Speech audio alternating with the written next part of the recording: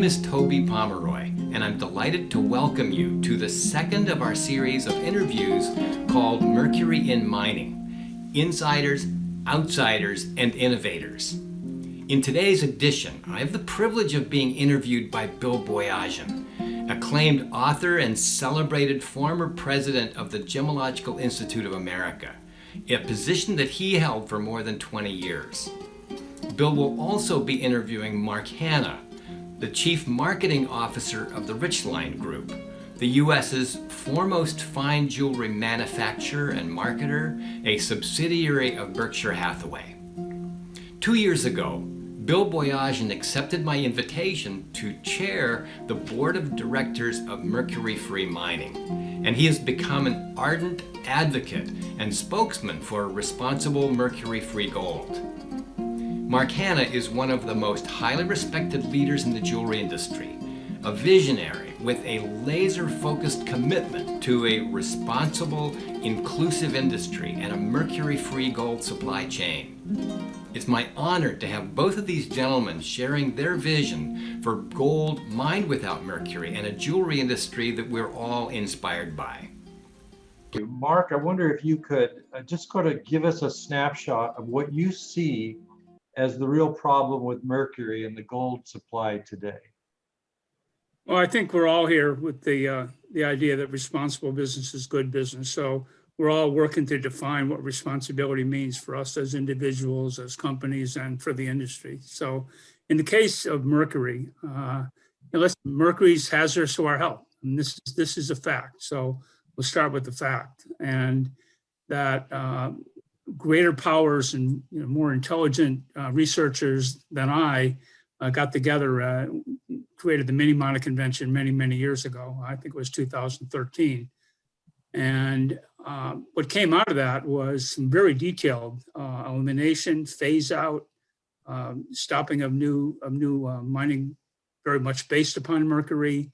There was control measures, suggestions, emission analysis, tremendous amount of work. And that was just done again. Toby, you correct me if I'm wrong, but I think in 2019, that the second version of the Minimata Convention happened. So, along the way, from a consumer point of view, there was a movie with Johnny Depp called Minimata that talked about, all the horrific things that have happened to mercury over the years, particularly in Minimata, Japan, which is named after. So I think we have a very important, clear issue that, as I started, mercury is hazardous. And so therefore we need to find an alternative. We need to look at what the possibilities are. It's easier said than done, I agree. But we're in a world right now, especially post-pandemic, where consumers want companies to really pay attention to our world. And we've been paying attention to it, but I think it's going to get stepped up, and it's going to get stepped up from the right pressure point, which is from the bottom of the supply chain all the way back to the top. So paying attention to origin, paying attention to those points where, humanity is really challenged, not just in human rights issues, but from health and safety issues, is something that we need to pay attention to. And I think the good point of mercury-free mining is getting that attention to something that 123 countries have paid attention to, but not necessarily 123 companies within the jewelry industry have paid attention to. And we have to step up our efforts. Yes, I agree. Toby, I know when I first met you a couple years ago in Tucson, and you asked to speak with me, and we chatted, and I had to plead some ignorance about my knowledge about the use of mercury, the effects that it was having on artisanal miners. But I know since then we've formed Mercury Free Mining, we've got a wonderful board, we're making some tremendous inroads. But I know, go back to your original passion and what, as a jewelry designer, jewelry maker for many decades, how did you get into this, and what was the cause? What's the spirit inside of you that's driving the vision? Thanks, Bill. Well, I had the extraordinary privilege of living as a youth in India. I lived in the North India Himalaya foothills, and it was a exquisite environment of a pristine forest preserve, really, where I grew up with tigers and panthers and monkeys, and just an incredible environment. And the Garhwali Hill people were just playful, delightful group of people that loved their lives. And I have always kind of held that in my being. I've carried that, like I've loved nature, loved indigenous people, just the naturalness of our world. And when I became a jeweler, I felt like, and learned that I learned really about mining, just the overall devastation of mining, and that there is something we must do. I couldn't stand by and just wait for whatever to take course, but it's like there must be some action we can take, and felt like we have the ability to accomplish virtually anything that we set our will to. That if we set our minds to something in time, with patience and persistence, we can accomplish that. So it's been pretty much a career-long interest and a fight for having responsible sourcing and accountable mining and an inspiring jewelry industry be a part of this. Yeah, I have to say that when I saw your passion, and I even told you that, it's not my inclination to save the world, but I love to help people who want to save it. And you were one of those people. So I have to tell you that on a personal level, you drew me into this whole process because of your passion and my desire to do whatever I could to help you. Mark, you've written and provided assistance for us in a variety of ways. How can the jewelry industry itself embrace the concept, the challenge that we have before us in the actual elimination of mercury potentially? You're on mute. Sorry about that. It really starts with the idea that we need to be a trustable industry, that it's we create beautiful things in beautiful ways, and that we're an emotional, meaningful product. And as you just heard Toby talk about his personal experience, this industry is made very much up of people like that, who aren't just in this, for the P&L. They're in this to do beautiful things. They're in this to do creative things. And that we have this one part of our supply chain. We have this one part of our pedigree that we must pay attention to. And we can't just gloss over it, that everything we make products from, should be responsible, should be respecting human rights, should be respecting the environment. And I think most jewelers everyone will nod their head that that's right. Right? But we need much more of as many, as I mentioned before, got countries together. We really need to get the industry together, from players large and small, from all parts of the supply chain. And we need to say enough that we are going to find a solution to this. It's going to take time and money, but this is something that's worth it. This is the idea that, we can all be compliant by law, right? But we're responsible by choice when it comes to things like this. And that responsibility and that choice, with the knowledge that we now have, and organizations like Toby have made very clear, we have to do something about it. And I think that it's just time for us to get together, say enough is enough, and let's find a solution. We can do it. As Toby, I completely believe we can do this. That's fantastic. I know when I was president of GIA, we, around the year 2000, starting the 2000s, we dealt with the blood diamond issue. And I've sort of likened the potential, the volatility to be likened to what happened with blood diamonds and the whole craze and the concerns. And I saw the industry come together. Toby, we want our industry to come together. The manufacturing supplier end of the business is also the retailer. How are we going about doing that right now through mercury-free mining? Well, so right now, what we are engaged in has been we've realized that we have to have issues that we're addressing on the ground, because there's been a broad range of, basically, I would say it's just ignorance, that we haven't had the awareness of the whole issue in our industry. And we started out with coming up with a challenge prize and raising $1 million to have this accomplished, but there hasn't been the awareness. So we've approached this as, how do we bring the awareness to the industry? And in the 5 years that we have been in existence, we've seen just a dramatic increase, exponential increase. I would say there are hardly places in the industry, people who are not aware now that mercury is part of our gold supply chain and a potential issue.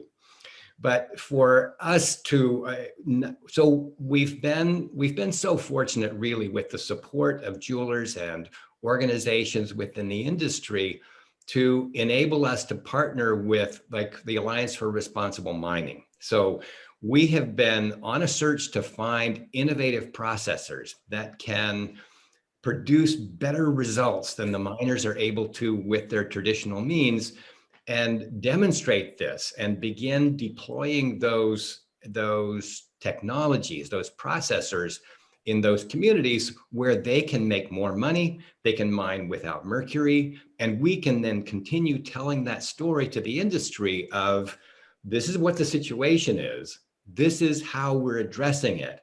And this is the potential benefit that we all have by being a part of this, by having this story to tell, by being engaged and supporting something, because right now the public isn't aware. The public, for the most part, has almost no awareness of mercury associated with the gold supply. Mm-hmm. And for us as jewelers, we have a sweet opportunity to be able to tell that story, to be able to be proactive and aware of what's happening, and participating in places, organizations like Mercury Free Mining that give people that story and that credibility, is like, yeah, we know about it, and this is how we're addressing it. So we're in programs in Peru and Colombia where we are working with miners there to improve their processes, to bring innovative technology to them, and allow them, give them that opportunity to be more profitable and not have mercury involved, and tell that story then again to the industry. Yeah. The other thing I want to segue to that, just quickly, Bill, is that we also did a survey, with ARM and Fairmind. Now it's about 3 years ago, because we got to look at, there's one gigantically important issue here called education. And the survey we did turned up a very troubling number, that over 50% of the miners didn't believe there was any alternative. They didn't believe this could ever be done any way other than it's been done for generations. And so their fate was tied to something that they felt, was immutable, that this is the way it was, this is the way it's always going to be. So just a level of education and certain key, maybe not be the best, but they're a lot better alternatives, would get us a long ways there. And it's why we need to unite a little bit and help these people out and show that investment and let them see that it's a process that's possible, and it's a process with hope. That's great. Yeah. We think we've done a very good job of communicating. We're doing more and more educating, informing. But there's a fine line, because we as industry people want to support the industry and make sure that we don't create a negative backlash. At the same time, we need to find the balance, don't we, Mark? We need to find the balance between informing, but also projecting to people that this is something we have to do. You agree? Yeah, I do. I mean, I think that, I look at it, I'm lucky to be part of Berkshire Hathaway. So I get a very broad perspective on some of these topics. And you look at a Berkshire Hathaway sustainability program, we're talking about science-based topics. We're talking about carbon elimination, greenhouse gas emissions. We're talking about things that we never thought of measuring years ago.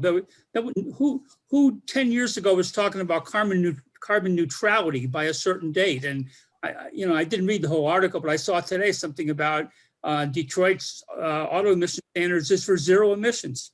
Right? Did we ever think we'd hear zero emissions? So, the world has moved, and we need to move with it. And just like the science-based topics and the science-based targets for carbon, we should put Mercury in that same topic as an industry. And there should be science-based targets for Mercury, and all the best minds and all the best people along the way, not to mention those passionate like Toby. We can pull this thing together, but we have to, it starts with identifying the enemy and saying, we're going to do something about this, and we can do something about this. Yeah. Toby, your thoughts on that too? I know you've been very patient. Sometimes we have to hold you back, but you've been patient, and because it is a process, is it not? It is, and I do have a little bit of a fight in me, a tendency to let's just dive in. We've got to get this done. But there's also, I think, a bigger issue that everyone already wants to participate. I mean, they at whatever level, I think people want to make a difference and they want to contribute. So everyone that I've ever talked to about this says, yeah, it's a really good idea. I love it. So it's that opportunity to take action, but also to have this make sense for them. So my sense of the whole thing is that we can start where we start and basically declare we have an opportunity to come together with an industry, as an industry. I love what you were saying, Mark, about how all of us need to come together and need to have a conversation about this, because when we take this on, it will grow. It will be something that will grow dramatically over time. Now I'm being just a little self-conscious here, guys. So just don't worry about it. Mark, you mentioned, I love this line that you had about no more mercury. I mean, really almost a campaign in and of itself, wouldn't it be? And it's something that we could really leverage for the trade. You're on mute again. Sorry about that. Otherwise, I got my song playing. Everything's going to be all right in the background. Which I hope it is. That's the point of this whole thing. But it's really very much communication. I think this issue's been surfaced a little bit, but I think we all, and listen, I'm as guilty as everyone of, it's not the biggest part of my worries with my life right now. And we're very careful. We track our gold. We work with proper refiners. We make sure we're pristine with LBMA rules and so forth. And we tend to look at, all these operational rules and all these provenance situations, but we don't really look quite as deep when it gets to the mercury part. It's not one of those, if we looked at mercury the way we've looked at conflict over the last how many years, and back to your blood diamonds thing, that we had this solved by now. So it's communication that this is an issue. This is an issue that we need to pay attention to. It's real. You all have it in some way, and you all need to contribute to help in some way. And let's get rid of it once and for all. It's back to the building beautiful things in a beautiful way. I mean, that's what we're here to do. Yeah, absolutely. I want to start a wrap up, but Toby, I'd like you to just briefly mention about the work that is being done by key people in the mining industry to come up with an alternative. And we've reviewed those, and we're working with people in Peru, as you said, Colombia, to just see what the efficacy of an alternative. Well, yes, there are lots of people that are involved, and the work that we're doing right now, it's like having declared this, having said we can do this, is bringing amazing people, amazing opportunities together.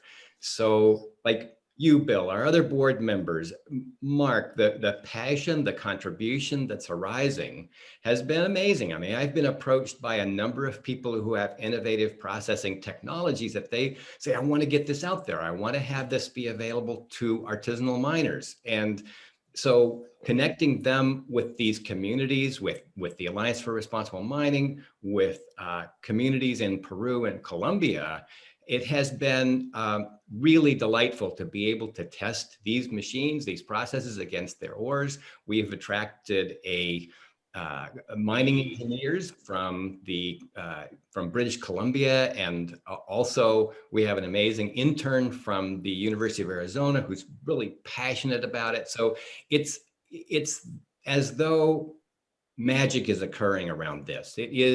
This is happening. We really are seeing a gathering will to address the situation that has been for thousands of years been something that it's just been completely, like Mark says, it's not possible, can't be done, but we are seeing that kind of will come together to support a creative solution to this. Mark, I just want to thank you for the support that you've given to Mercury Free Mining and the vision that you have. Toby, I want to thank you for really being our visionary, somebody that has attracted some quality people, not only to our board, but in sponsors and donors to the cause. So I want to thank both of you for the vision you've had and how you are making a difference in our vision and our goal to eradicate the use of mercury in artisanal mining. Thank you. Thanks. I'd just like to make, I would make one final point that I really kind of skipped over, that this isn't just about ethics, it's also about economics. And we can't just say, okay, mercury's bad, I'm not buying any mercury starting right now. Like, there's how many, 10 million people to think about, Toby, that this is what they know right now. And this is why they're doing it right now. And they're making livings for their communities and their families. So it's up to us to find an alternative, not just stop it. And, we need to support those people. So, we have to have a process that pays attention to their needs, as well as we're paying attention to, making their whole environment and their family life and their hazardous situation much better. Absolutely. Our customer base wants it. It's something that increasingly they are paying attention to that, as you say, Mark. And by us taking action, standing for this, it will elevate our industry to the whole world. They really want us to be up to something bigger than what we just caring about ourselves. Yeah. And the movement and the trend of the world today is to take care of people, take care of our planet, do what's right. And I just, as the board chairman of Mercury Free Mining, I will tell you, we are doing what's right. So let's just keep up the fight. Thanks very much, guys, for assisting in this, and we'll be in touch. Thank you very much. Guys. Great to be with you. Thank you, Bill Boyajian and Mark Hanna, for generously joining our interview today and sharing your vision for an inspiring, responsible, and inclusive jewelry industry. It all starts with awareness, and I'm thrilled that we're making major progress in focusing our collective will to discover and implement alternatives to mercury use so that 20 million artisanal and small-scale gold miners can end their inadvertent release of 12,000 pounds of toxic mercury into the environment every day. Please share this video with your friends, invite them to participate with us at mercuryfreemining.org. Subscribe and be a part of the movement creating the wherewithal to transform this needless global catastrophe. I thank our generous sponsors for making this interview series possible: Lashbrook and the JCK Industry Fund, along with our many other supporters around the world. Please stay tuned and join us for our next edition of Mercury in Mining: Insiders, Outsiders, and Innovators. And thank you for your commitment to a world that works.